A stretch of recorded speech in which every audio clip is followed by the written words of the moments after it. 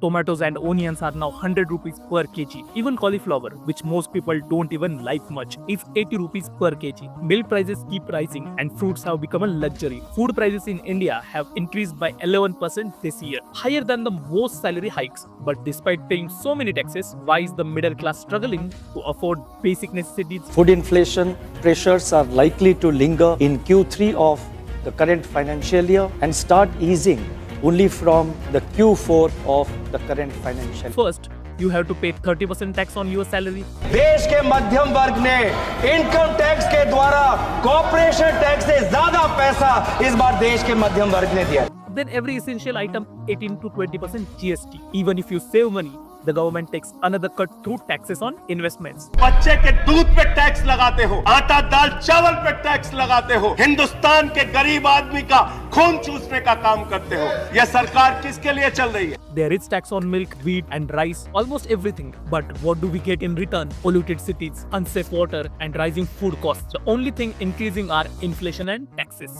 Buying a car is expensive. Even the cheapest car now costs at 6.5 lakh and 30 to 40% of that is just taxes.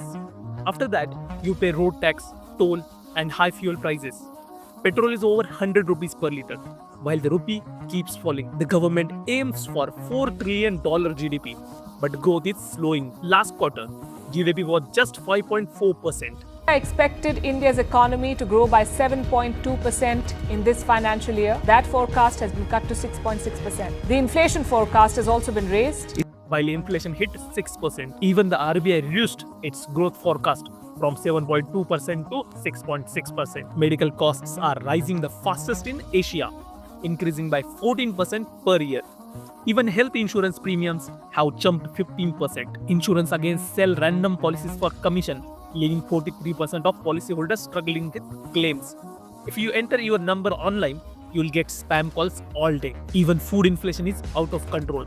The government says overall inflation is 6.2%, but food inflation has hit 11%. Vegetable prices are at a 5-year high, increasing 42% in 1 year. Tomatoes and onions are at 100 rupees per kg. Cooking oil is costlier after a 20% import tax to help farmers before elections. Within 1 month, oil prices rose by 13%. So the government got votes, but our pockets are empty. Dairy products are also getting expensive. In the last 2 years, Amul and Mother Dairy raised prices multiple times. Due to this, 20% of people drink less milk and 14% have switched to cheaper milk. Inflation has been rising non-stop since 2021. Even during the Russia-Ukraine war, inflation wasn't this high. Back then, fuel cost 100 rupees per liter. Today, fuel is still high. Even now, India buys cheap oil from Russia and sells it abroad for profit. As prices rise, people are spending less. Sales of Hindustan Unilever, Dabur and Nestle dropped. Even during Diwali, salaries are low, real estate is expensive, and most people only focus on repaying loans. Industries like restaurants, fashion, and entertainment are hit hardest. Social media shows people spending 25,000 on concerts, but the real middle class is struggling. When spending drops, manufacturing slows down. Factory output is at 11-month low, affecting GDP growth.